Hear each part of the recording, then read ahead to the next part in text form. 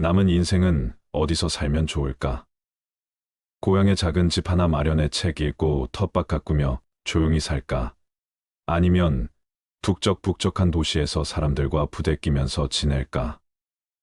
어디서 살든 자식들 고생 안 시키고 우아하게 마무리하고 싶은데 어떤 선택을 해야 후회하지 않을까? 60대가 되면 누구나 한 번쯤 해보는 질문들이다. 올해 60대 초반인 박 씨와 아내는 함께 노후를 진지하게 고민하기 시작했다. 다행히 지금 하고 있는 자영업이 안정적이어서 경제적인 걱정은 별로 없다. 국민연금과 퇴직연금을 점검해 보니 풍요롭지는 않지만 노후 생활에 어려움은 없을 것 같았다. 부부가 함께 귀농하는 것도 생각했다. 그러나 낭만적이긴 하지만 둘 다 도시 출신이어서 현실적으로 자신이 없었다. 그래서 부부가 눈을 돌린 곳이 바로 실버타운이다. 행복한 노년의 삶을 보낼 유토피아로 시니어타운을 계획하는 이들이 많아졌다. 과거에는 많은 사람이 노년기엔 손주를 돌보며 자녀와 함께 오손도손 사는 방식을 선호했다. 하지만 최근 라이프 스타일이 바뀌면서 부부 혹은 나의 삶을 즐기는 시니어타운의 장점을 높게 생각하는 이들이 늘고 있다. 물론 100세 시대의 은퇴 설계라고 하면 아직까진 많은 사람들이 재정적인 준비부터 떠올린다.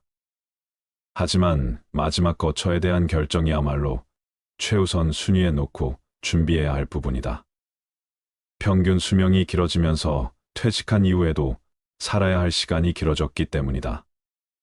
나이가 들면 현역 시절처럼 외출을 자주 하지 않다 보니 집에 오래 머물게 되며 힘이 들어서 이사도 쉽게 다니지 못한다. 은퇴 후 주거지는 처음부터 심사숙고해서 골라야 한다는 얘기다. 그래서일까? 우리보다 앞서 고령화를 겪은 선진국에선 노후 준비는 집에서 시작해서 집에서 끝난다고 말할 정도다.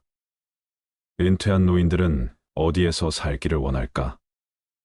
대다수 노인들은 살던 집에서 늙어가기를 희망한다고 한다.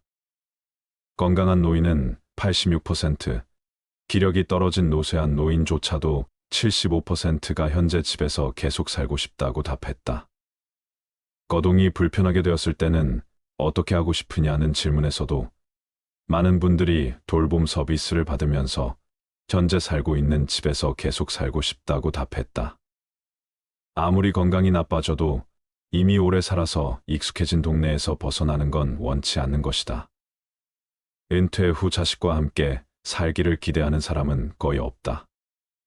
부모는 자녀에게 부담되기 싫고 자녀 또한 결혼 후 부모와 함께 사는 것을 원하지 않는다. 오히려 부모의 입장에서는 캥거루 자녀, 황혼 육아 등에 대해 걱정하고 있는 것이 현실이다. 이런 수요에 맞춰 다양한 노후 주거 시설이 만들어지고 있다.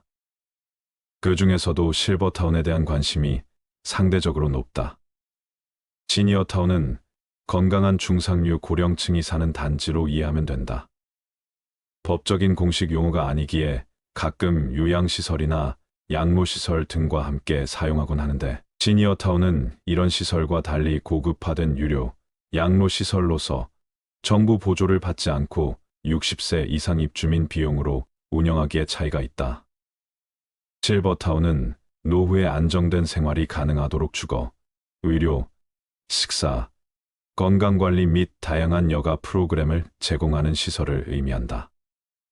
입주 형태는 분양형과 임대형이 있는데 매월 관리비와 생활비를 부담해야 한다. 실버타운은 여유롭고 편안한 생활이 가능하지만 거액의 입주 보증금과 매월 일정 금액을 지불해야 하는 단점이 있다. 한번 입주하면 번복하기 어렵기 때문에 사전에 정확하게 알아보고 신중하게 선택해야 한다. 과거에는 실버타운을 경치 좋고 물 좋고 공기 좋은 곳에 많이 건설했지만 별반 인기를 얻지 못했다. 소일거리가 없고 무엇보다 가족들과 접촉할 기회가 줄기 때문이다. 은퇴자가 가장 힘들어하는 것은 관계 문제이고 그 중에서도 자녀와의 관계를 매우 중요하게 생각한다. 눈에서 멀어지면 마음도 멀어진다는 말이 있듯이 지나치게 떨어진 외곽보다는 마음만 먹으면 쉽게 찾을 수 있는 접근성을 고려해야 한다. 실버타운을 고를 때 살펴봐야 할 것들은 무엇일까요? 자신에게 맞는 시설과 서비스를 갖추고 있는가? 가족과 지인이 방문하기 좋은가? 입주 보증금과 월 관리비가 내가 부담할 수 있는 수준인가? 운영기관의 재무 상태는 튼튼한가? 시설에서 제공하는 건강, 의료, 여가 서비스 프로그램의 수준과 나의 라이프 스타일 수준이 맞는가? 입주자들의 커뮤니티, 문화가 나와 어울릴 것 같은가? 입주 전에 일주일 혹은 한 달 정도 거주, 체험을 했는가? 여생을 지내기 괜찮은가? 배우자와 충분히 상의했는가? 대형 병원 접근성과 시설 내에서의 의료 지원은 어떠한가 등등. 전반적으로 이런 것들을 살펴봐야겠지요. 실버타운은 일부 부유층의 전유물이다. 이렇게 생각하는 분들 많을 텐데요. 요즘 혼자 사는 노인들에게 자녀 노릇을 대신해 준다고 해서 실버타운은 큰 인기를 끌고 있습니다. 하지만 일부 실버타운의 경우는 들어갈 때 이야기 다르고 또 들어가고 난 다음에 이야기가 달라서 문제가 적지 않다고 합니다. 상당히 화려한 시설과 서비스를 제공하면서 아주 고가의 비용을 받는 곳들도 많습니다. 식사 청소 등 각종 서비스가 제공되는 럭셔리 실버타운에서의 삶을 동경하는 사람들이 많은데요. 국내 최고가 수준의 실버타운에 입주한 입주자 얘기 들어보시죠. 우리 집사람도 이제는 나이가 있잖아. 힘들어. 그러니까 좀 편안하게 살자 해서 이리로 들어왔어요. 사실 여기 있는 게 낙원이더라고. 상당히 만족도가 높아 보이시죠? 그래서 이 실버타운을 찾아가 봤더니 건물 안내원과 로비의 모습을 보면 마치 특급 호텔 같았습니다. 이곳은 국내 실버타운 가운데 입주 보증금과 월 생활비가 가장 비싼 수준으로 알려진 곳인데요. 입주 보증금만 10억이 훨씬 넘고 월 생활비가 한 사람에 400만 원에서 500만 원 수준인 곳이었습니다. 가격으로 보면 웬만한 사람들은 엄두 내기 힘든 가격인데 대체 어떤 시설들이 들어가 있을까요? 이곳에는 실버타운에서 갑작스러운 심장마비, 뇌출혈 이런 돌발 상황에 대비해서 24시간 병원이 문을 열고 있습니다. 당연히 의료진, 간호사들 항상 대기하고 있고요. 그리고 각종 운동 활동을 할 때도 전문가의 지도를 받을 수 있습니다.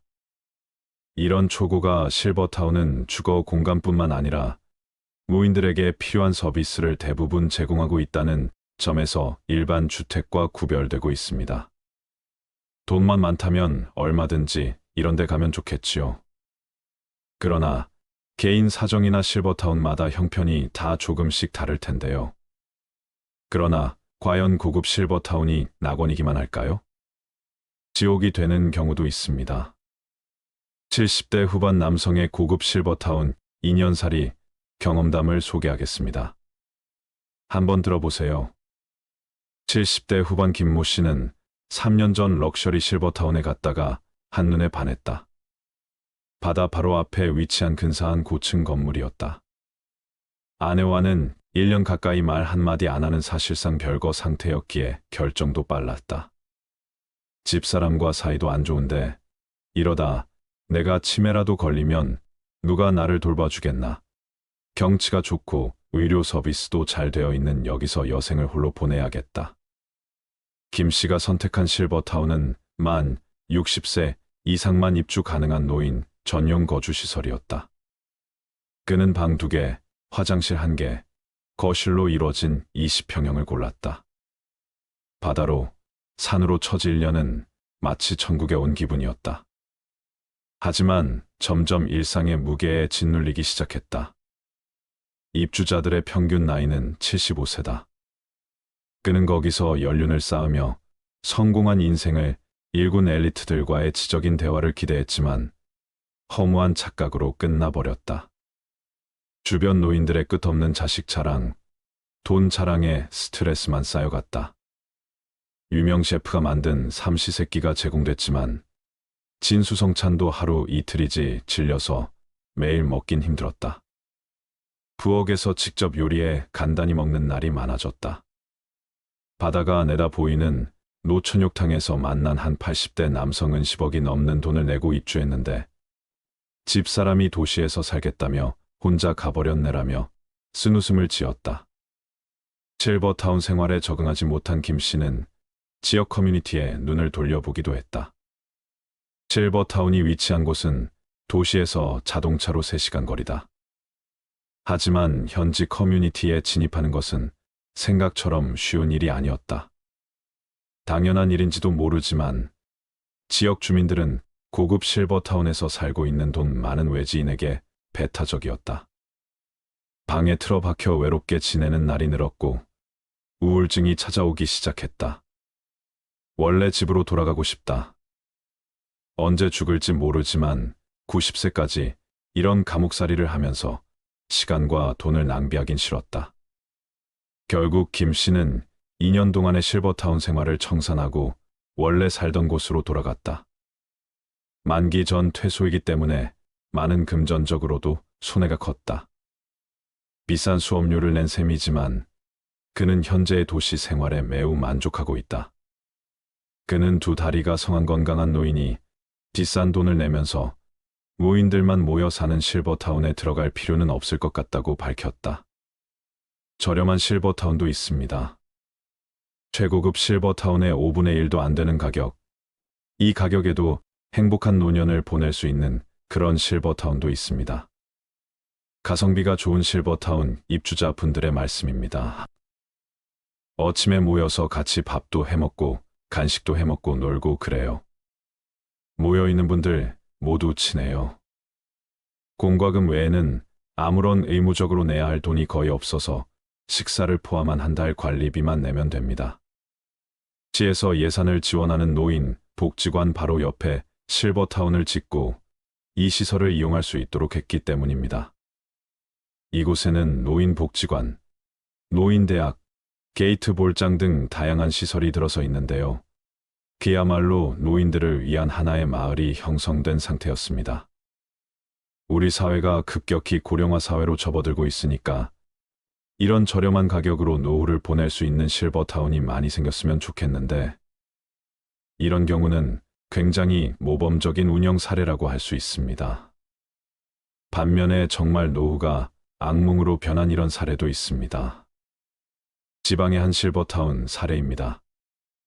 이 실버타운 5층 건물의 3층과 4층은 실버타운, 그리고 나머지 시설은 암 환자 중심의 요양병원으로 운영되고 있었는데요.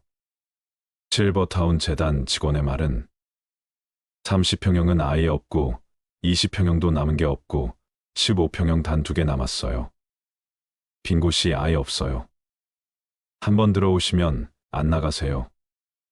방이 모자랄 정도로 인기가 많다는 얘기합니다. 그러나 이곳에 거주하는 입주자들의 얘기는 달랐습니다. 식사는 간신히 먹을 수 있는 정도고 목욕탕도 운영 안 해요. 서비스가 엉망이에요. 약속했던 서비스와 상당히 다른 부분들인 건데요. 운영업체가 돈을 더 많이 내는 요양병원 환자 중심으로 병원을 운영하다 보니 실버타운 입주 노인들의 설 자리가 없어진 겁니다. 그렇다면 보증금 돌려받고 다른데 옮기거나 일반 가정으로 옮기면 될 텐데 또 그럴 수 있는 여건은 아니라고 합니다. 노인 한 분당 5천만 원에서 7천만 원의 보증금을 내고 월 100만 원 가량의 생활비를 내고 거주하고 계셨었는데요. 이 실버타운을 운영하는 재단이 입주 보증금을 돌려줄 수 없다고 못 박았기 때문입니다.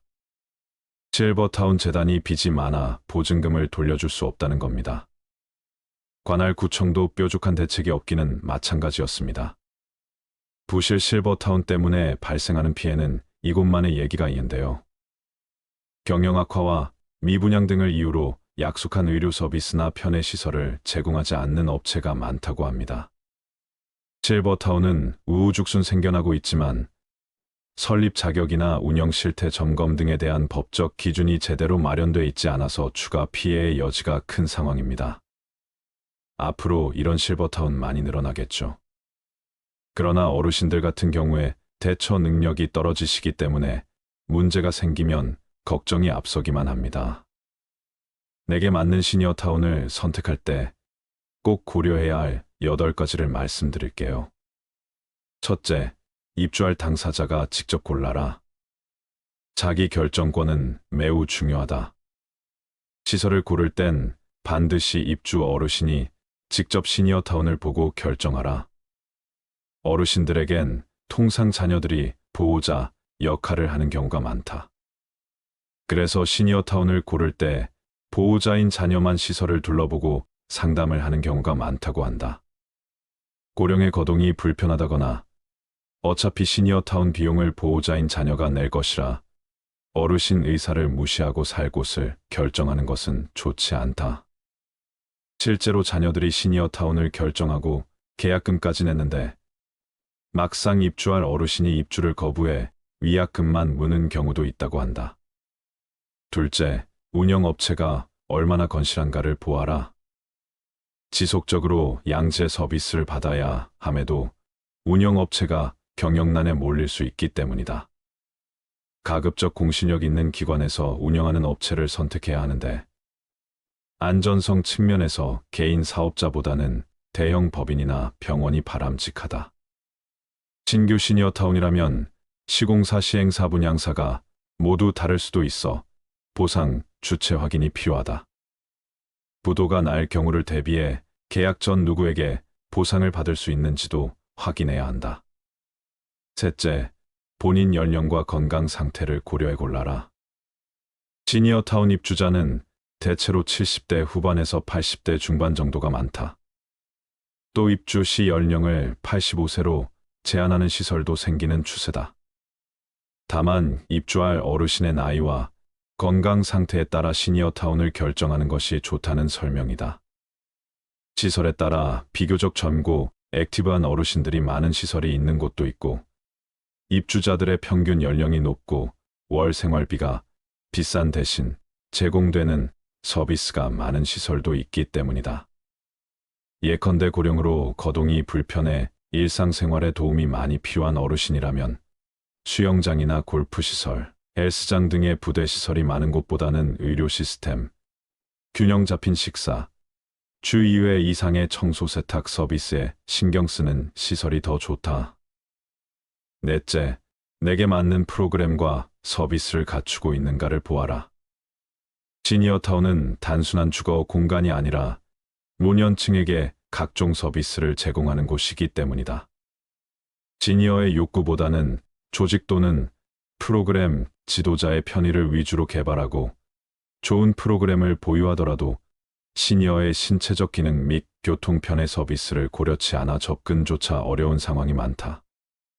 게다가 생각지도 못한 비용마저 부과시킨다면 지속적 참여가 어려울 수 있기에 사전에 확인이 필요하다. 다섯 번째, 가족 지인이 찾아오기 쉬운 곳을 골라라.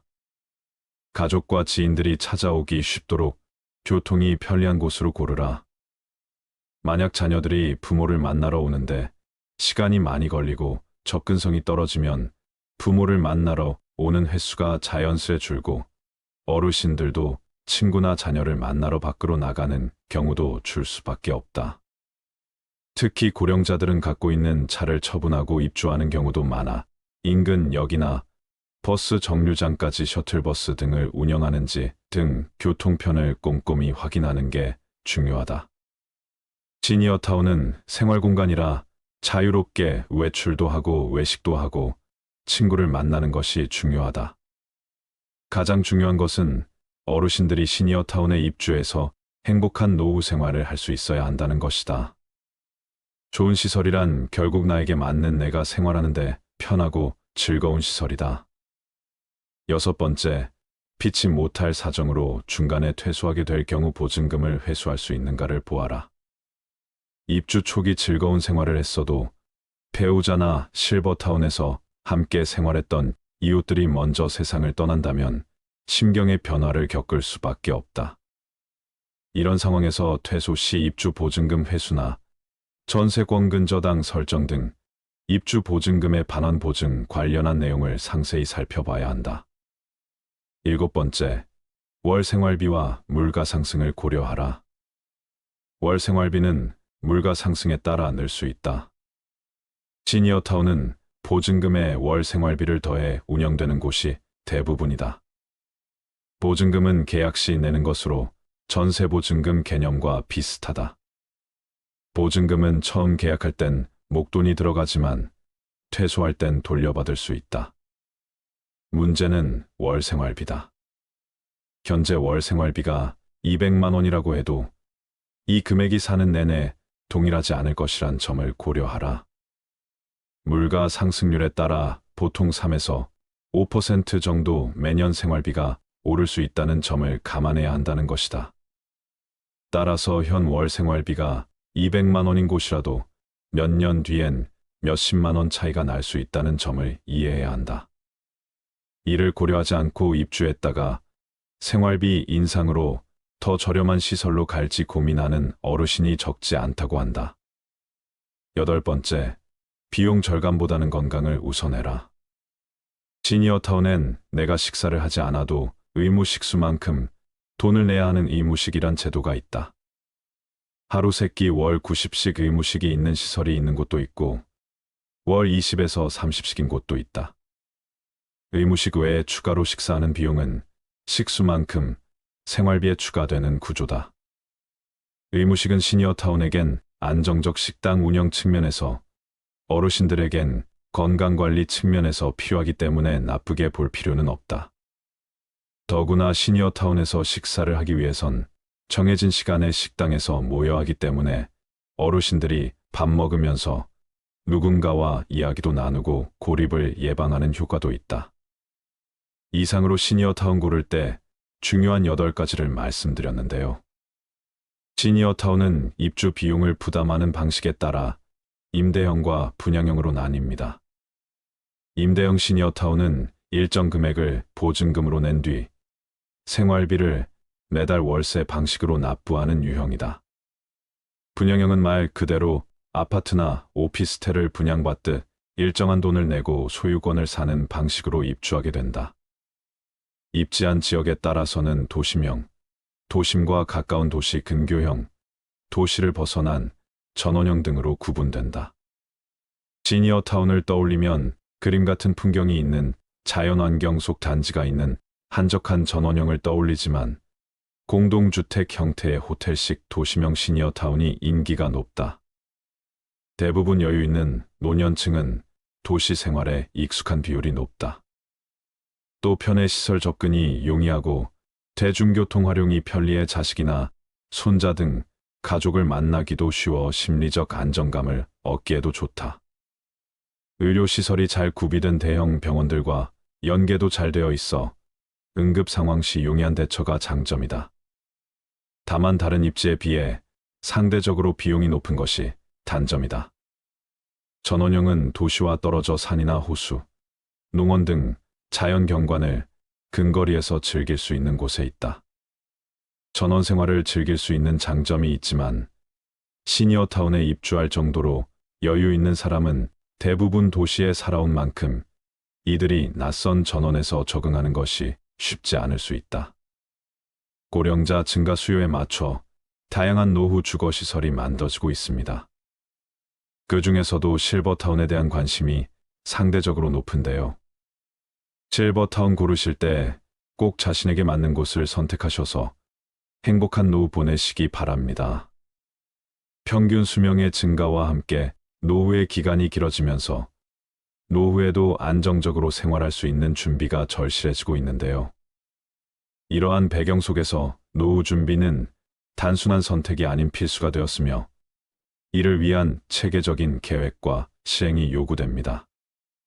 과거의 금융 환경을 되돌아보면 높은 예금, 금리와 안정적인 경제 성장률로 인해 노후 준비에 큰 어려움을 느끼지 않았습니다. 하지만 금융시장의 변동성 증가와 글로벌 경제의 불안정성, 그리고 금리의 하락 등 현재의 환경은 노후 자금을 준비하기에 많은 도전을 안겨주고 있습니다. 오늘은 노후의 자산 관리에 대하여 말씀드리겠습니다. 저성장, 저금리, 고령화와 변화된 환경 속에서 노후 자산을 성공적으로 운용하고 평안한 노후를 준비하려면 지금까지 익숙했던 것과 다른 노후 자산 관리 원칙이 필요합니다. 첫째, 노후 자산은 질병사고, 긍으로 인한 경제적 손실로부터 보호되어야 합니다. 질병 및 사고는 노후 자산의 형성을 막고 소진을 앞당기는 원인으로 작용하므로 보장성 보험 등을 통해 철저하게 대비해야 합니다. 둘째, 노후 자산은 장기적인 관점에서 우량 자산에 투자해야 합니다. 노후 자산은 장기간 운용해야 하므로 사회경제적 트렌드의 변화에 맞는 우량 자산을 선별하여 투자해야 합니다. 셋째, 노후 자산은 안정성에 초점을 두고 다양한 자산에 투자해야 합니다. 집중 투자에 따른 손실은 장기 투자로도 회복하지 못할 수 있습니다. 자산 운용의 안정성을 위해서는 노후 자산을 철저하게 분산해야 합니다. 넷째, 노후 자산은 자신에게 맞는 자금 계획을 세우고 그에 맞게 자산을 운용해야 합니다. 길어진 수명과 낮아진 금리는 노후 자산 관리에 있어서 새로운 생각을 요구합니다. 자산 규모보다는 현금 흐름을 중시하는 관점을 가져야 하며 자신에게 맞는 인출 계획을 세우고 적립 시기부터 그에 맞게 노후 자산을 운용해야 합니다. 여러분께서는 노후 자금으로 평생 1억 원 정도를 모았다고 가정했을 때 과연 이 1억 원을 어떻게 하시겠습니까? 3번. 1억 원을 그대로 보험회사 즉 연금으로 맡겨서 매달 50만 원씩 연 600만 원을 받는다. 2번. 1억 원으로 지방의 부동산에 투자하여 저렴한 빌라나 아파트를 사서 매달 3,040만 원씩 월세를 받는다. 3번. 안전하게 은행에 예금해 놓는다. 4번. 1억 원으로 은행 우량주를 사서 매달 배당금을 30만 원씩 받는다. 여러분은 이 중 어떤 선택을 하시겠습니까? 한 번의 경우 매달 50만 원씩이라는 작지 않은 생활비를 받기는 하지만 1억이라는 돈은 소득이나 투자 없이 계속 쓰기만 한다면 정확히 5년 안에 모두 소진될 수 있다는 단점이 있습니다. 두 번의 경우 고령화 저출산으로 점점 경제활동 인구들은 핵심 도시로 모여든다는데 만약 그런 현상이 발생하면 오히려 지방은 수요자를 찾지 못해 오랫동안 공실로 비워둘 가능성이 있고 자칫하면 자산 가치를 크게 까먹을 수 있는 상황이 발생할 수도 있기 때문에 지방 아파트 임대소득으로 노후 생활을 하겠다는 것은 어느 정도의 위험성을 가지고 있다고 볼 수 있습니다. 세 번의 경우 가장 안전하며 원금을 지킬 수 있다는 장점은 있지만 요즘 같은 저금리 시대에는 1년을 은행에 놔둬도 1억, 3년을 놔둬도 이자가 거의 없다는 단점이 있습니다. 네 번의 경우는 노후 자금으로 저가주 중심의 리스크가 큰 주식을 사는 것이 아니라 우량주 중심의 투자를 해서 그 회사의 주주가 되어 정해진 수익에 대한 배당을 받는 것을 이야기합니다. 단 우량주를 사면 당장은 주식이 얼마 주지 않을 수도 있지만 이때 중요한 것은 주식을 사서 무조건 올라야 한다는 개념보다는 매달 매년 얼마의 현금, 즉 배당금을 받을 수 있는가에 초점을 맞추는 것입니다. 예를 들면 은행주 중에는 5%의 배당금을 받을 수 있는 것들도 있습니다. 은행에 예금으로 넣어두면 1% 이자를 받지만 은행의 주주가 되면 5%의 배당금을 받게 되는 것이죠. 그렇다면 도대체 노후의 자산 관리는 어떻게 하는 것이 현명한 선택일까요? 우리가 노후의 자산을 관리하는 방법은 다양하지만 노후 은퇴자분들이 가장 꿈꾸는 재정관리의 원칙은 돈이 줄어들지 않는 것입니다. 요즘 은행 이자가 많아도 2에서 3%대인데 우리가 원금은 지키면서 연 5%만 받을 수 있어도 은행 이자의 2배가 되는 것이죠. 자산은 크게 부동산 자산과 금융자산, 보험자산, 기타 자산으로 나눌 수 있습니다. 부동산 자산의 경우 주거용 부동산, 상업용 부동산, 토지와 임야와 같은 대지가 있으며 금융자산은 주식펀드, 예금, 현금성 자산이라고 보시면 됩니다. 보험자산은 보장성 보험이나 저축성 보험, 투자성 보험이며 마지막으로 기타 자산은 회원권이나 차량 고가의 미술품 등입니다. 자산은 나이에 따라 보유해야 하는 자산의 비율이 다른데요. 30대라면 이제 막 집을 구매하거나 전세를 얻을 확률이 크기 때문에 부동산 자산이 가장 큰 비중이고 금융보험 자산은 상대적으로 낮을 겁니다. 그러나 점점 꾸준한 저축을 통해서 금융보험 자산을 늘려갈 필요가 있습니다. 60세에는 부동산 자산보다는 금융보험 자산이 많아야 하는데 그렇지 않다면 하우스푸어가 되는 것이죠. 또 우리가 주식형 자산이라고 하면 주식 직접 투자도 있고 주식을 기초 자산으로 하는 에트나 펀드 같은 것들은 더 높은 기대의 수익을 바랄 수는 있지만 반대로 위험성도 있기 때문에 손해볼 확률도 그만큼 높습니다. 그래서 자산 금액에 따라 다르지만 노후를 안정적으로 관리하면서 내 자산에서 월 5% 정도 수익이 생기고 그 돈으로만 생활할 수 있다면 최소한 내 돈을 지킬 수 있다는 생각을 하기 때문에 그런 점에서 노후의 가장 중요한 개발자가 바로 분산 투자입니다. 분산 투자는 예금, 주식, 부동산, 채권, 금 등을 아우르는 금융시장에서 변동성과 방향성이 다른 자산들의 각각 자금을 분산하는 행위를 말하는데요. 즉, 우리가 가진 돈을 모두 한 곳에 넣는 것이 아니라 안전자산이라고 말하는 은행예금이나 또는 채권형 자산, 국채, 공채와 같은 자산과 이런 안전자산과는 반대에 있는 주식형 자산, 그 가운데 있는 중립형 자산, 그것들을 적절하게 잘 섞어서 운용하는 것을 이야기합니다. 또한 노후에는 고정자산인 부동산 또한 결국 주택연금 등으로 잘 금융화시킬 수 있어야 하는데요. 그렇다면 예금과 부동산은 알겠는데 노후의 주식은 어떻게 투자하는 것이 현명할까요? 모든 자산 관리는 각각 처한 형편에 따라 다를 수밖에 없습니다. 그렇지만 많은 전문가들이 노후 자산 관리에서 공통적으로 이야기하는 것은 있는 자산을 가능하면 연금화하라는 것인데요. 목돈을 가지고 있는 사람보다는 목돈을 연금화시킬 수 있다면 그것이 노후에는 훨씬 안정적이라고 이야기하고 있습니다. 우리가 노후에 목돈을 가지고 있으면 든든한 마음보다는 왠지 불편한 마음이 드는데요. 이 돈을 어떻게 관리해야 할까부터 심지어 목돈이 있다는 것을 자식이나 주변 지인들이 알기라도 하면 이런저런 이유로 빌려달라고 하기도 합니다. 참 불편하기가 이로 말할 수 없습니다. 따라서 전문가들의 의견처럼 목돈을 그저 은행에 넣어두는 것보다는 연금화시키는 것이 좋은데 이 연금에서 남는 돈은 또 재테크를 할 수도 있습니다. 재테크라는 것은 거창한 것이 아니라 일정 금액으로 주식이나 펀드에 월 적립 투자하는 것이 가장 안전한데요. 우리가 보험을 한번 가입하면 짧게는 10년에서 20년, 30년 정도 납입을 하게 됩니다. 그렇게 20년 이상 꾸준히 납입을 완료하는 시니어분들도 계시죠. 그런데 우리가 주식이나 펀드 같은 투자는 3년 이상 하시는 분들이 많이 없습니다. 그러나 시니어분들의 경우 적은 금액이라도 10년 이상 주식이나 펀드를 보험처럼 오시는 것을 추천드리고 싶은데요.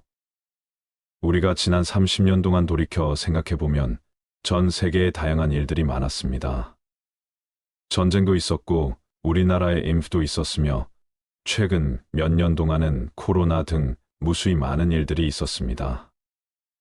그런 상황 속에서 주식이 바닥으로 떨어질 때도 분명 있었지만 나중에 보면 결국 더 많이 올랐습니다. 이것은 자본주의가 계속 성장하기 때문에 큰 금액이 아니더라도 일정 금액을 보험료 내든 매월 꼬박꼬박 적립하는 것이 생각보다 많은 수익률을 줄 수 있다는 것입니다. 우리가 노후에 투자를 통해서 많은 돈을 벌어들이겠다는 것은 너무나 위험한 생각일 수 있습니다. 물론 부동산이나 주식 투자를 통해 성공하신 분들도 많지만 사실 사회적으로 그런 분들은 극소수입니다. 평범한 사람이 투자에 성공하는 것은 결코 쉬운 일이 아니기 때문에 노후에 너무 큰 리스크를 감수하는 것은 자칫 위험할 수 있습니다. 따라서 결론적으로 노후에 1억 원이 있다면 어느 한 곳에 몰아서 놔두시는 것보다는 예금과 부동산 주식 등을 안전하게 분산 투자하시는 것이 좋습니다. 주식은 적은 금액이라도 보험처럼 꾸준히 사 모으시는 것이 제일 중요하고, 특히 매달 연금식으로 받을 수 있는 배당금이 나오는 주식이나 펀드를 활용해 보시면 좋을 것 같습니다. 마지막으로 국민연금, 퇴직연금, 개인연금 같은 연금의 준비는 노후 파산을 막기 위해 반드시 필요한 안전망이라는 것도 꼭 기억하세요. 은퇴 후 자산관리에서 가장 중요한 부분은 노후 생활비를 충족할 만큼의 노후 소득, 즉 현금 흐름을 꾸준히 발생시키는 것입니다. 연금소득, 금융소득, 근로소득, 부동산 소득 등 다양한 소득을 활용해 개개인의 상황에 맞는 노후 소득을 만들어간다면 여유로운 노후가 가능할 것입니다. 또 한 가지 당부드리고 싶은 것은 노후에도 돈 관리와 관련된 공부는 지속적으로 하시는 것이 좋습니다.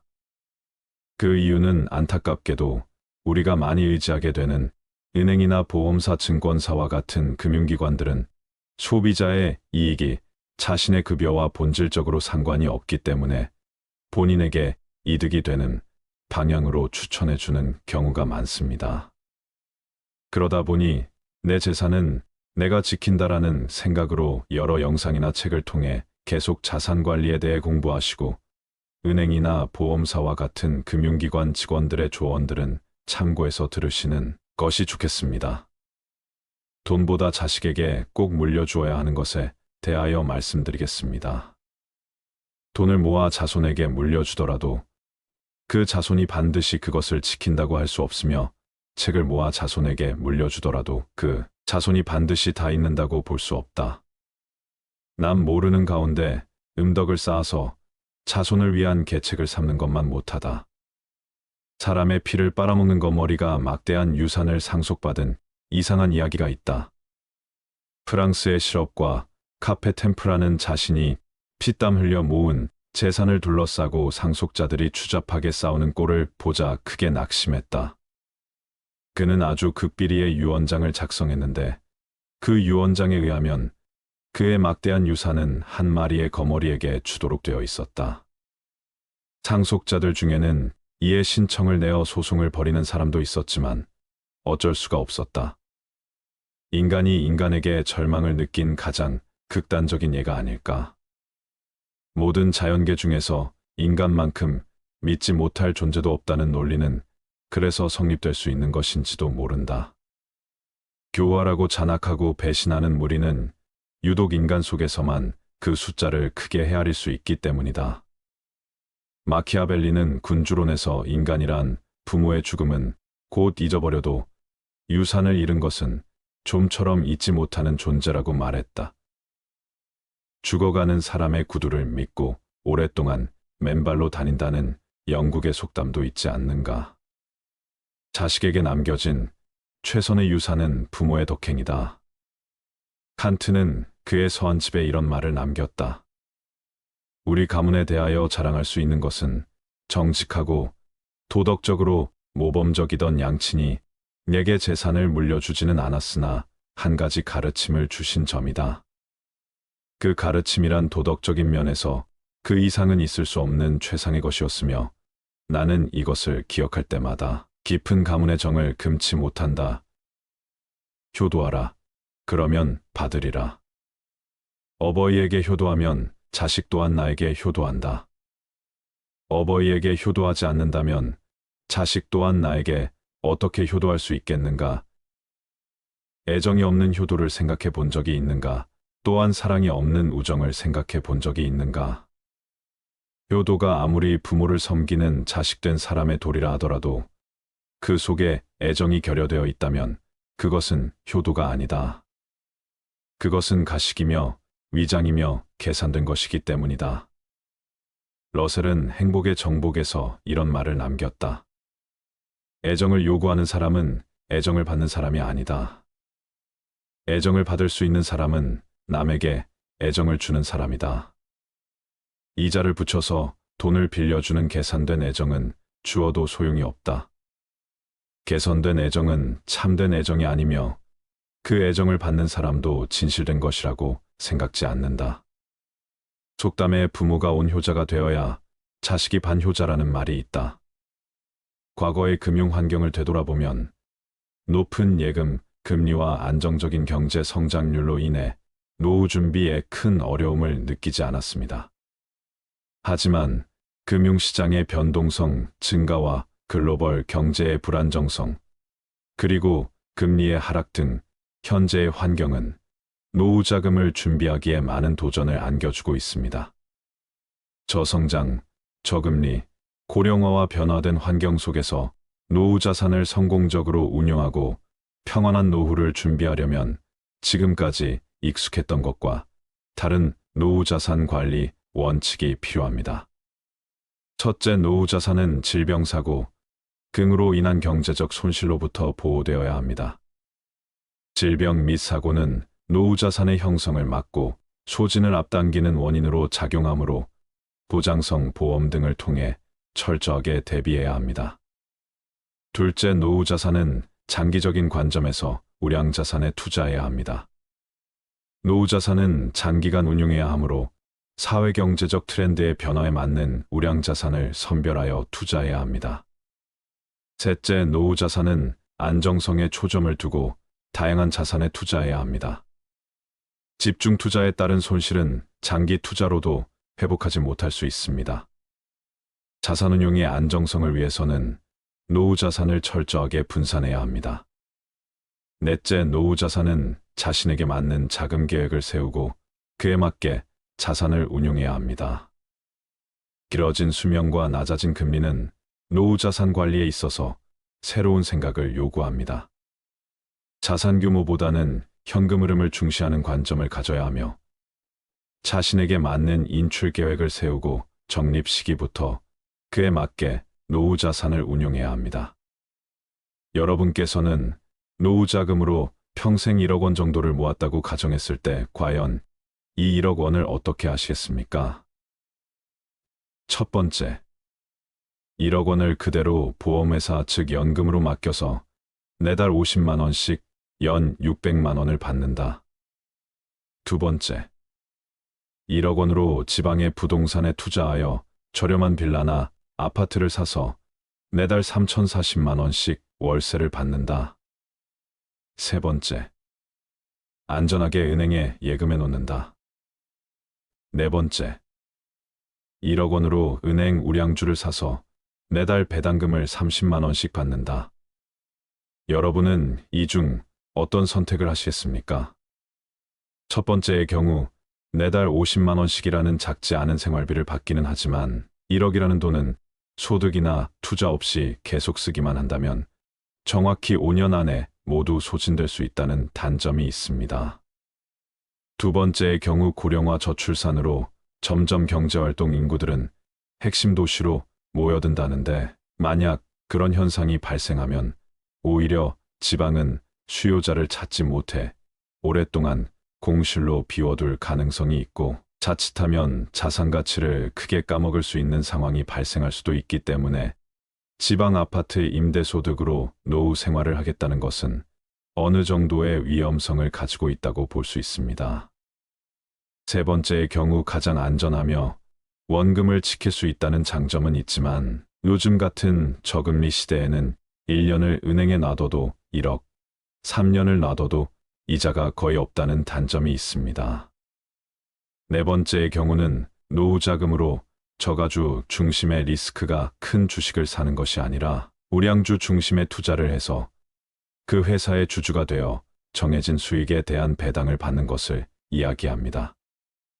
단 우량주를 사면 당장은 주식이 얼마 주지 않을 수도 있지만 이때 중요한 것은 주식을 사서 무조건 올라야 한다는 개념보다는 매달 매년 얼마의 현금, 즉 배당금을 받을 수 있는가에 초점을 맞추는 것입니다. 예를 들면 은행주 중에는 5%의 배당금을 받을 수 있는 것들도 있습니다. 은행에 예금으로 넣어두면 1% 이자를 받지만 은행의 주주가 되면 5%의 배당금을 받게 되는 것이죠. 그렇다면 도대체 노후의 자산 관리는 어떻게 하는 것이 현명한 선택일까요? 우리가 노후의 자산을 관리하는 방법은 다양하지만 노후 은퇴자분들이 가장 꿈꾸는 재정 관리의 원칙은 돈이 줄어들지 않는 것입니다.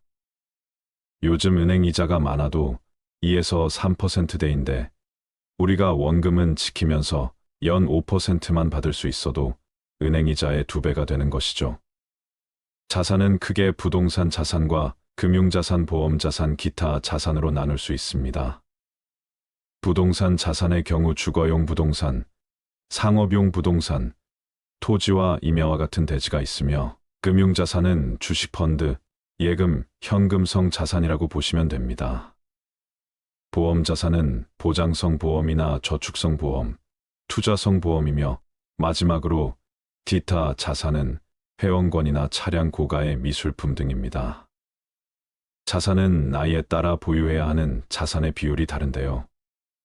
30대라면 이제 막 집을 구매하거나 전세를 얻을 확률이 크기 때문에 부동산 자산이 가장 큰 비중이고 금융보험 자산은 상대적으로 낮을 겁니다. 그러나 점점 꾸준한 저축을 통해서 금융보험 자산을 늘려갈 필요가 있습니다. 60세에는 부동산 자산보다는 금융보험 자산이 많아야 하는데 그렇지 않다면 하우스푸어가 되는 것이죠.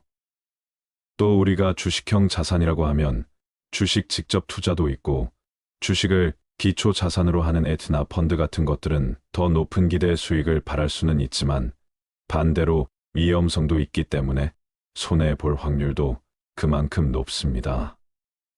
그래서 자산 금액에 따라 다르지만 노후를 안정적으로 관리하면서 내 자산에서 월 5% 정도 수익이 생기고 그 돈으로만 생활할 수 있다면 최소한 내 돈을 지킬 수 있다는 생각을 하기 때문에 그런 점에서 노후의 가장 중요한 개발자가 바로 분산 투자입니다.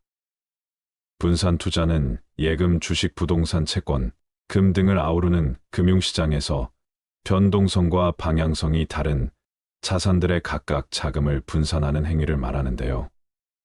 즉, 우리가 가진 돈을 모두 한 곳에 넣는 것이 아니라 안전자산이라고 말하는 은행 예금이나 또는 채권형 자산, 국채, 공채와 같은 자산과 이런 안전자산과는 반대에 있는 주식형 자산, 그 가운데 있는 중립형 자산, 그것들을 적절하게 잘 섞어서 운용하는 것을 이야기합니다.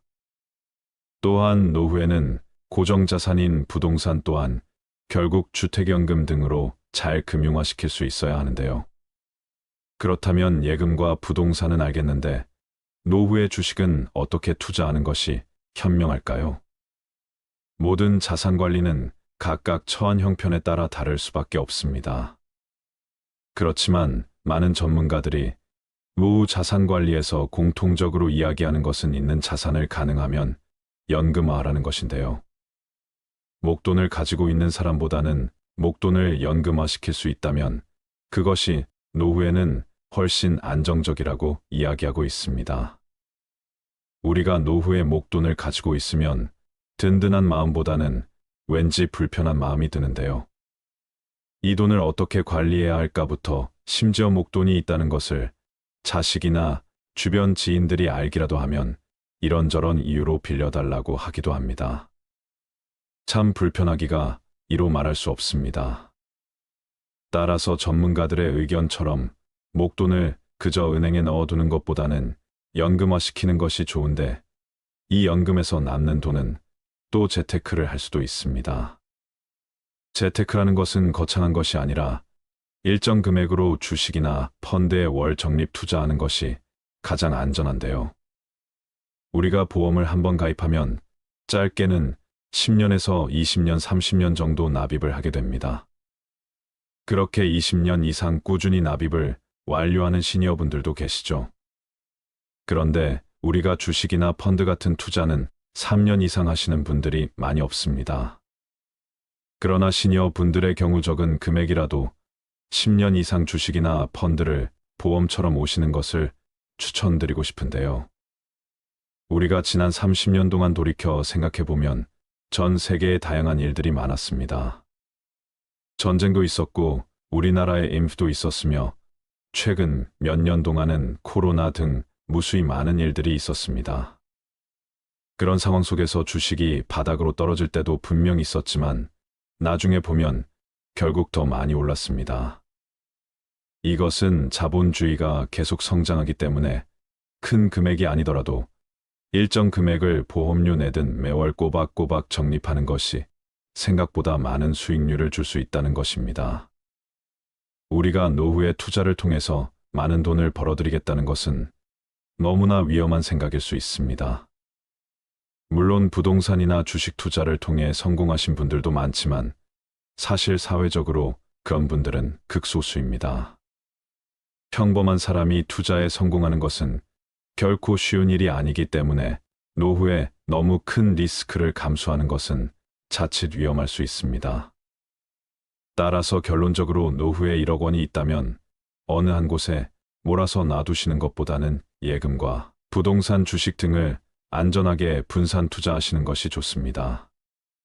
주식은 적은 금액이라도 보험처럼 꾸준히 사 모으시는 것이 제일 중요하고 특히 매달 연금식으로 받을 수 있는 배당금이 나오는 주식이나 펀드를 활용해 보시면 좋을 것 같습니다. 마지막으로 국민연금, 퇴직연금, 개인연금 같은 연금의 준비는 노후 파산을 막기 위해 반드시 필요한 안전망이라는 것도 꼭 기억하세요. 은퇴 후 자산관리에서 가장 중요한 부분은 노후 생활비를 충족할 만큼의 노후 소득, 즉 현금 흐름을 꾸준히 발생시키는 것입니다. 연금소득, 금융소득, 근로소득, 부동산 소득 등 다양한 소득을 활용해 개개인의 상황에 맞는 노후 소득을 만들어간다면 여유로운 노후가 가능할 것입니다. 또 한 가지 당부드리고 싶은 것은 노후에도 돈 관리와 관련된 공부는 지속적으로 하시는 것이 좋습니다. 그 이유는 안타깝게도 우리가 많이 의지하게 되는 은행이나 보험사, 증권사와 같은 금융기관들은 소비자의 이익이 자신의 급여와 본질적으로 상관이 없기 때문에 본인에게 이득이 되는 방향으로 추천해주는 경우가 많습니다. 그러다 보니 내 재산은 내가 지킨다라는 생각으로 여러 영상이나 책을 통해 계속 자산 관리에 대해 공부하시고 은행이나 보험사와 같은 금융기관 직원들의 조언들은 참고해서 들으시는 것이 좋겠습니다. 돈보다 자식에게 꼭 물려주어야 하는 것에 대하여 말씀드리겠습니다. 돈을 모아 자손에게 물려주더라도 그 자손이 반드시 그것을 지킨다고 할 수 없으며 책을 모아 자손에게 물려주더라도 그 자손이 반드시 다 읽는다고 볼 수 없다. 남 모르는 가운데 음덕을 쌓아서 자손을 위한 계책을 삼는 것만 못하다. 사람의 피를 빨아먹는 거머리가 막대한 유산을 상속받은 이상한 이야기가 있다. 프랑스의 실업과 카페 템프라는 자신이 피땀 흘려 모은 재산을 둘러싸고 상속자들이 추잡하게 싸우는 꼴을 보자 크게 낙심했다. 그는 아주 극비리의 유언장을 작성했는데 그 유언장에 의하면 그의 막대한 유산은 한 마리의 거머리에게 주도록 되어 있었다. 상속자들 중에는 이에 신청을 내어 소송을 벌이는 사람도 있었지만 어쩔 수가 없었다. 인간이 인간에게 절망을 느낀 가장 극단적인 예가 아닐까. 모든 자연계 중에서 인간만큼 믿지 못할 존재도 없다는 논리는 그래서 성립될 수 있는 것인지도 모른다. 교활하고 잔악하고 배신하는 무리는 유독 인간 속에서만 그 숫자를 크게 헤아릴 수 있기 때문이다. 마키아벨리는 군주론에서 인간이란 부모의 죽음은 곧 잊어버려도 유산을 잃은 것은 좀처럼 잊지 못하는 존재라고 말했다. 죽어가는 사람의 구두를 믿고 오랫동안 맨발로 다닌다는 영국의 속담도 있지 않는가. 자식에게 남겨진 최선의 유산은 부모의 덕행이다. 칸트는 그의 서한집에 이런 말을 남겼다. 우리 가문에 대하여 자랑할 수 있는 것은 정직하고 도덕적으로 모범적이던 양친이 내게 재산을 물려주지는 않았으나 한 가지 가르침을 주신 점이다. 그 가르침이란 도덕적인 면에서 그 이상은 있을 수 없는 최상의 것이었으며 나는 이것을 기억할 때마다 깊은 가문의 정을 금치 못한다. 효도하라. 그러면 받으리라. 어버이에게 효도하면 자식 또한 나에게 효도한다. 어버이에게 효도하지 않는다면 자식 또한 나에게 어떻게 효도할 수 있겠는가? 애정이 없는 효도를 생각해 본 적이 있는가? 또한 사랑이 없는 우정을 생각해 본 적이 있는가? 효도가 아무리 부모를 섬기는 자식된 사람의 도리라 하더라도 그 속에 애정이 결여되어 있다면 그것은 효도가 아니다. 그것은 가식이며 위장이며 계산된 것이기 때문이다. 러셀은 행복의 정복에서 이런 말을 남겼다. 애정을 요구하는 사람은 애정을 받는 사람이 아니다. 애정을 받을 수 있는 사람은 남에게 애정을 주는 사람이다. 이자를 붙여서 돈을 빌려주는 계산된 애정은 주어도 소용이 없다. 개선된 애정은 참된 애정이 아니며 그 애정을 받는 사람도 진실된 것이라고 생각지 않는다. 속담에 부모가 온효자가 되어야 자식이 반효자라는 말이 있다. 지금까지의 말씀은 주관적인 생각이 반영된 의견이며 노후의 자산 관리에 도움이 되셨으면 좋겠습니다. 감사합니다.